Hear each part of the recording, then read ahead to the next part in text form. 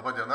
Šiandien pristatome mokslo paskirties pastato teritoriją Miškų gatvė 45 Ukmergėje esančio statinio keičiant paskirtį rekonstravimo projektą. Aš esu pirmininkas architektas Jonas Gižauskas, sekretorius architektas Tomas Astrauskas. Taigi turime kol kas vieną suinteresuotą žmogų.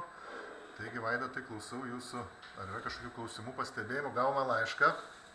Taip, aš mačiau, esu susipažinęs su šito laišku ir tikrai Lina turbūt ir administracijos direktorė dar šitą jungsis, gal galima palaukti kelias minutės, Žinoma. Nes tikrai žinau, kad jungsis. Taip, palaukiam tiesiog. Palaukiam tiesiog, taip.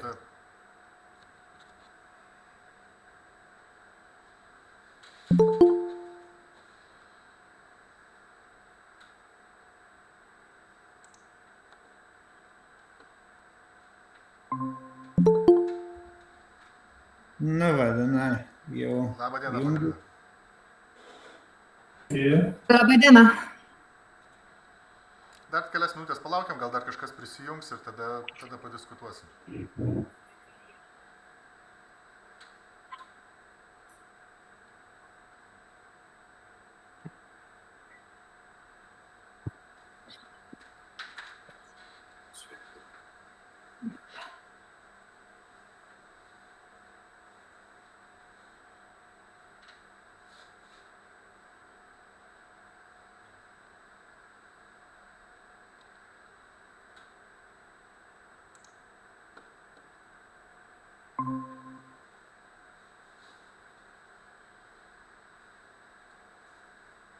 Na tai turbūt pradėkime. Aš dar kartą pakartosiu, kad šiandien pristato mokslo paskirties pastato teritoriją Miškų gatvė 45 Ukmergėje esančio statinio keičiant paskirtį rekonstravimo projektą. Taigi susipažinę su sprendiniais. Šie sprendiniai, gaila, nedalyvauja mokyklos direktorius, kiek žinau, jis yra išvykęs, atostogauja. Tai pirmiausia, turbūt gavome, ponia Lina, jūsų laišką. Ir turbūt, kad aktualu būtų kitos savaitės pradžioje dar padaryti papildomą nuotolinį susitikimą su pačiu direktorium. Ar vietoj padaryti, nežinau, kaip susitarsim. Nes, matot, šitie praktiniai pasiūlymai buvo suderinti su mokyklos direktorium. Mums atvykus, mes, sakykime taip, irgi turėjome minčių, daugiau žalumos, daugiau apželdinimo, bet, buvom informuoti, kad biudžetas yra biudžetas ir kad, paprasčiau truputėlį daryti, taip pasakysiu. Tai mes taip pat paprastai suprojektavom ir tos sprendinius suderinom su mokyklos direktorium.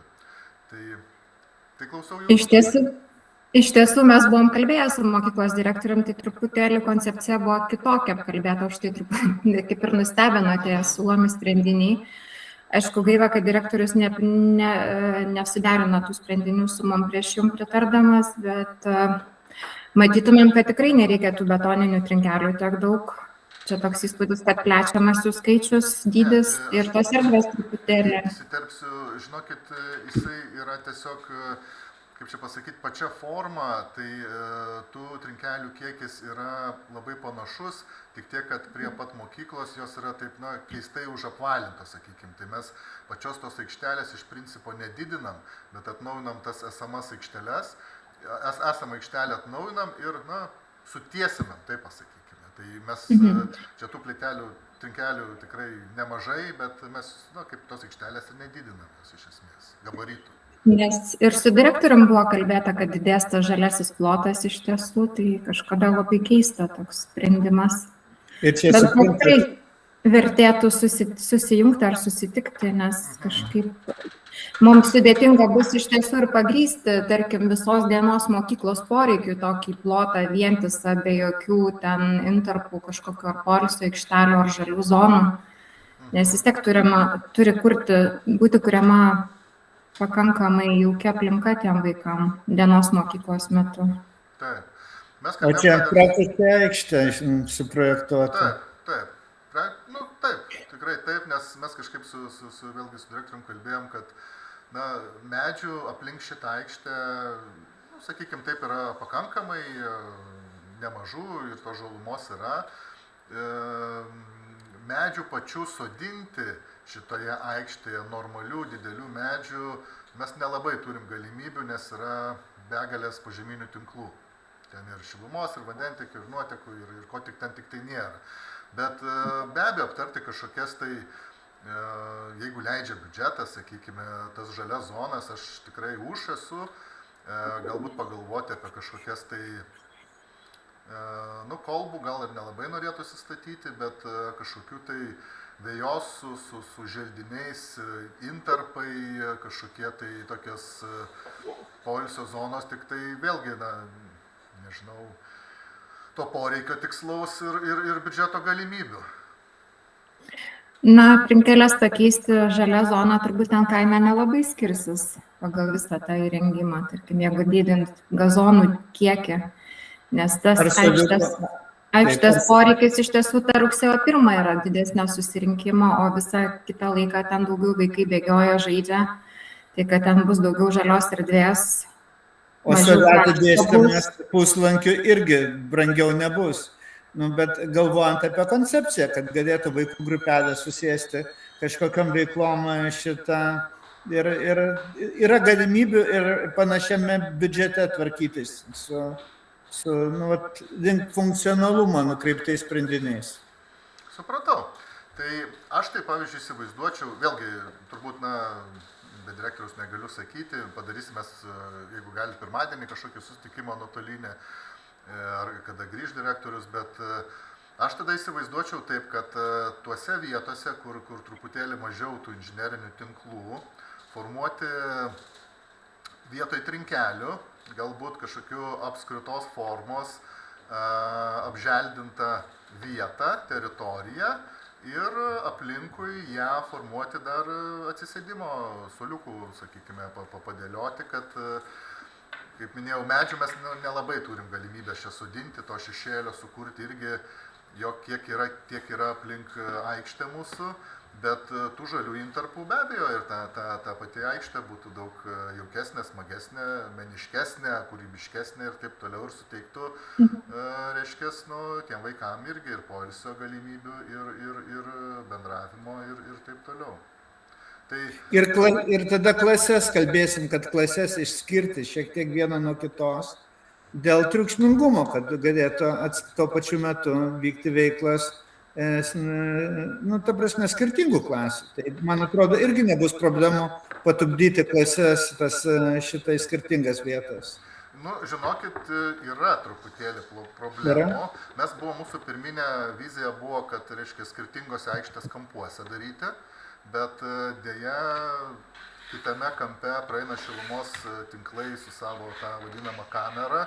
Galvojam traukti truputį arčiau mokyklos, bet ten irgi yra labai daug tinklų, o šitos modulinės klasės, jos visgi turi savo tokių polių tvirtinimą ir jos turi būti ten, kur nėra tinklų visiškai. Tai principe, jeigu nežiūrint, kad vidury aikštės dar kažkiek tai yra tų vietų, kur galima kažkokį veiksmą daryti, tai kad su poliais įsigręžtų, poliukais, ne poliais, įsigręžtų šitos, tai žinokit, čia yra vienintelė vieta.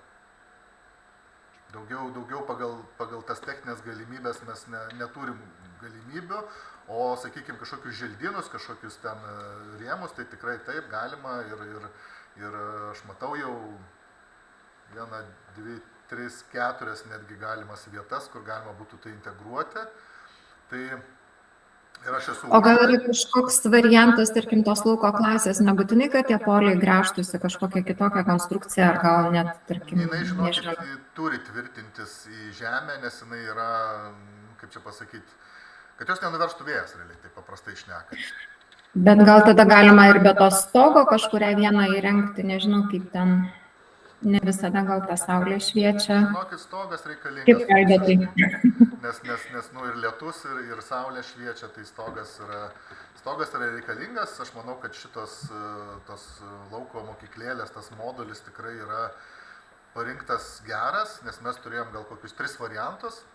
Tai aš atmečiau visus 3 variantus, nes jie buvo labai prasti. Tai realiai, kaip čia pasakyti, aš realiai su kolega suprojektavom jas taip, eskiziškai ir užklausėm vienų iš gamintojų, ar įmanoma tai pagaminti. Tai be abejo neturi būti kažkokie vieni gamintojai, galima rinktis bet kokius analogus. Tai stogas turi būti mokyklėliai, būtinai, nes yra lietus, sniegas ir reiškia, saulė. O, na, vieta, žinokit, tik tai šita ir galima. Mes iš pat pradžių su direktorium, kaip kalbėjom, kad atskiriam į skirtingas pusės, bet, nu, neturim tokių techninių galimybių. Tai, o dėl tų žalių intarpų, tai aš esu už. Tai aš manau, kad mes pabendraukim dar su pačiu direktorium kitą savaitę ir bandysim integruoti, pakoreguoti projektą, kad daugiau būtų žalumos ir ta biškė aikštė būtų tokia, nu, smagesnė. Nes tada, nežinau, Vaidotai, ar neverta tada vienos klasės atsisakyti, nes ar įmanoma 2 skirtingas klases vienu metu mokyti šalia?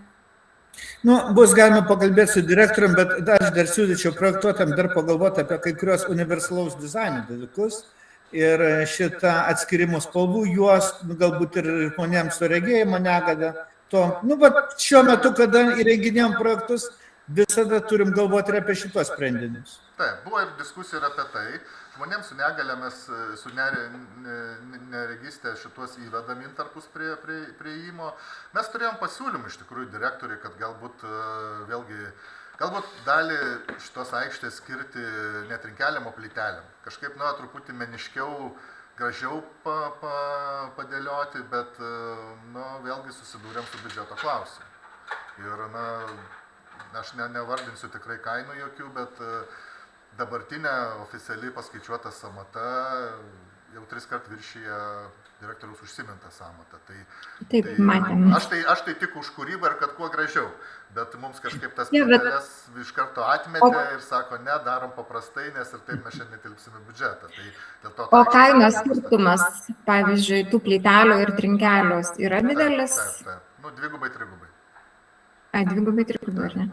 Nes iš tiesų gal ir su tom trinkeliam galima kažką išspręsti, kaip sakėm, ir tų kažkokių žaidimų galima gal pabraižyti ant horizontalaus ten to paviršiaus, ar kažkokiu, nežinau, ar kaip būna ta minkšta danga, gal kažkokiu intarpu, kad vaikam tiesiog tą pačią klasiką pašokinėti, ar nežinau, gal dar kažkokių žaidimų yra tokių. Spręsti skirtingom spalvom trinkelį. Nu, va tokio kūrybiškumo, kad įnešti šiek tiek norisi. Mes, nu, kaip iš karto tą pasiūlėm, kad, nu, tai didelė aikštė yra daug kvadratų, yra 1500 kvadratų. Ta prasme, ir dabar ta aikštė yra nemaža, bet tiesiog užsilenkia ties įėjimu, tai mes išlyginam, kad jinai būtų tokia tvarkingesnė.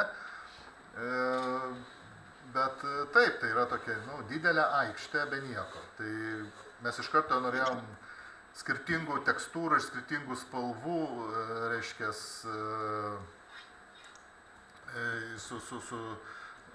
surašyti. Bet, nu, vėlgi sakau,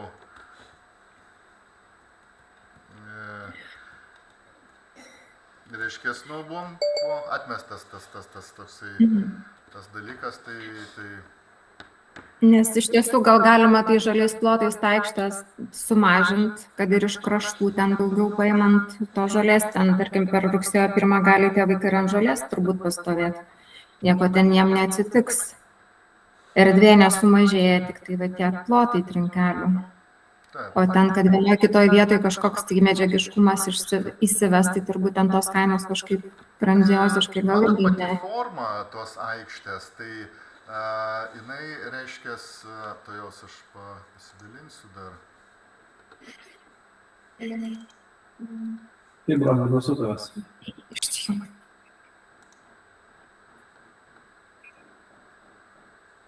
Ar matote?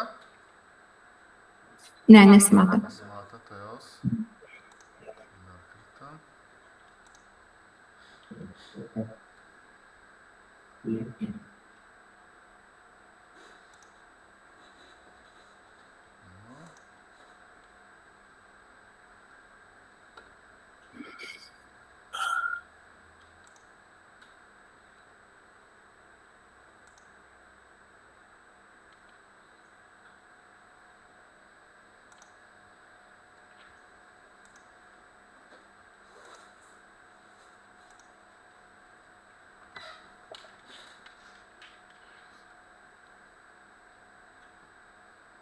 Nesimato? Ne, kažkaip nesidalina Na, čia keli ekranas. ekranai. Na, iš esmės principas ne tai, kad pamatyti, bet reiškia, mūsų tos aikštės gabaritai vienoje pusėje, ten, kur yra vėliavos, ten nebuvo priėjimas prie jų trinkelėmis, ar ne? Tai mes dėl to tiesiog tą stačiakampio formą gražią, tvarkingą padarėm, kad būtų patogu prieiti prie vėliavų, jas ten pakelti, nukelti ir taip toliau. Tai lygiai taip pat dėl tos pačios priežasties ir kitą pusę, tą tokį suapvalinimą padarėm trinkelėm, bet tai yra, sakau, nedideli plotai, tiesiog ta aikštės konfiguracija tapo tvarkinga. Dėl želdynų, tai aš manyčiau, kad reikėtų juos labiau integruoti į pačios aikštelės vidų, kad jie truputį suskaidyti, sudalinti, atsirastų tokie, neaukšti, kad neužstotų ir tolimiau sėdintiems žmonėms, bet kad būtų integracija daugiau į aplinką ir daugiau tų želdynų. Tai aš tik tai už ir pats projektas pati aikštė būtų įdomesnį ir tvarkingesnį, tai tiesiog, turbūt su direktoriumi apsitarti tos finansinius galimybės. Kad ta aikštė būtų galima naudojimui, tai aišku, galima gal netgi tiesiog vėje apsiriboti pakraščiuose, kažkokius ten augaliukus susodinti, nežinau, tiesiog.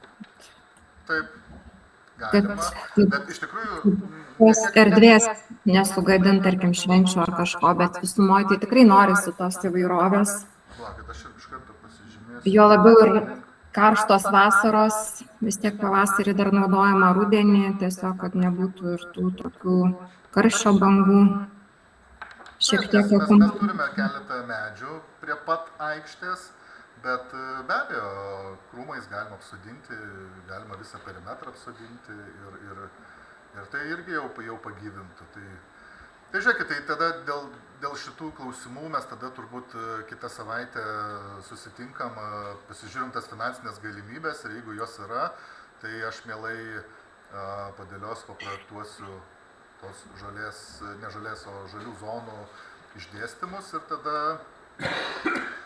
turbūt atsiųsiu ir jums, ta prasme, pasiderinti tuos sprendimus. Tai gerai, nes tos, aišku, finansinės galimybės mūsų ribotos, bet galbūt tiesiog šituose rėmuose galima kažką tai tokio įvairesnio pagalvoti. Ir Jonai, aš turiu tokią nedidelę pastabėdą turim.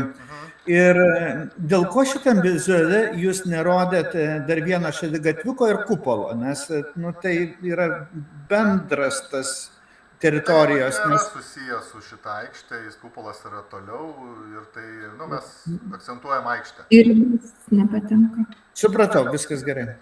Tai va, nes matot, ta prasme, mes tai tikrai už kūrybą ir taip toliau, bet ne pirmas skveras projektuojamas ir kolegų ir mūsų kartais susiduriam taip, kad projektuojam daug gražių dalykų ir paskui sako mums supaprastinkit viską.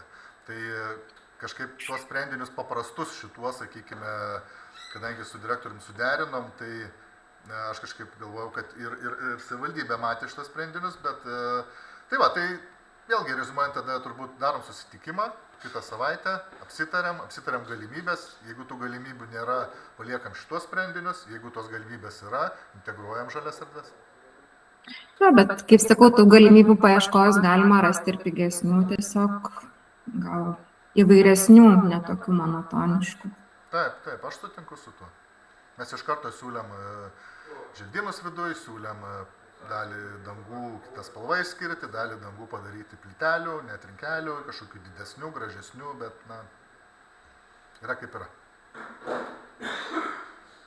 Gerai, tai tada susitinkam kitą savaitę, turbūt parašysit, ar direktorius perskaitė informaciją. Neturiu informacijos, kada grįžta kitą savaitę direktorius, tai tiesiog kada grįš iš karto, aš jam parašiau žinutę, kad yra poreikis ir susimatysim ir aptarsim tas galimas korekcijas. Gerai, ačiū. Tai, sakau, tiesiog pagalvokit irgi, biudžetiškai, bet tiesiog įvairiau. Nebūtinai ten auksiniai kranai turi būti, kai ten perkelti negalima pasakyti. Jisai, bet kokiu atveju, jisai, išbrangins truputėlį tą sąmatą. Na, bet žalios zonos turbūt, jeigu įsives, tai neturėtų kainai labai žaisti. Jeigu tik vėja kažkokia. Ta prasme, mes tik tai nuėmam trinkelių ir trinkelių tą visus pasluoksnius. pasluoksniai vejos yra paprastesni, yra pigesni, sakykim taip, bet krūmai aplink suoliukai, tie patys krūmai aplink visą teritoriją, nu jie vis tiek kažkiek tai turbūt padidins. Taip, bet galima gal zonomis pasidėlioti, nebūtinai ištisai, tiesiog Taip. pažaisti šiek tiek Na, ir paieškoti tų variantų. taip. Gerai. Tai aš tada pasitikslinu galimybės ir tada atsižvelgdant į tai mes, reiškės, direktorius turbūt čia nuspręs, pateiksim pasiūlymą arba parašysim, kad nėra finansų, arba padarysim žalesnę aikštę. Manau, kad žalesnė aikštė bus, bet ir tai jau bus žaismingumo daugiau. Taip, sutinku. Gerai, ačiū Jums labai tada. Gero vakaro, gero savaitgalio. Iki. Dar matau, gyventojas prisijungia, gal turit klausimų? Ne, čia iš savivaldybės.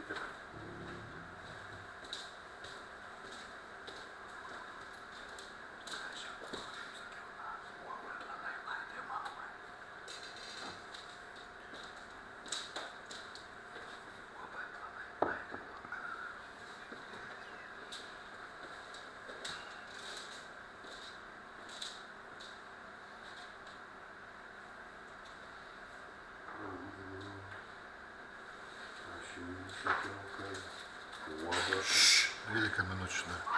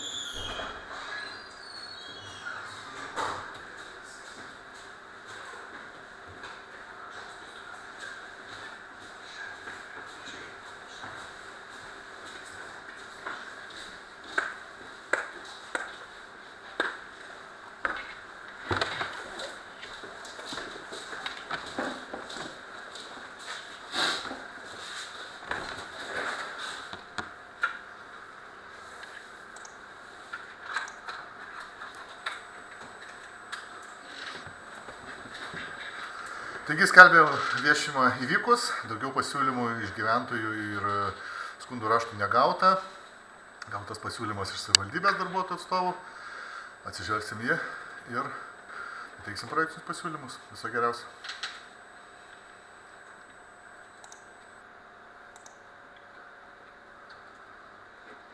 Dar kelias minutės pakabėsiu.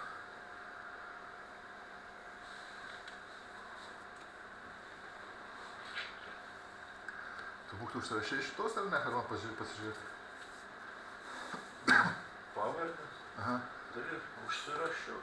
Duok parašysiu.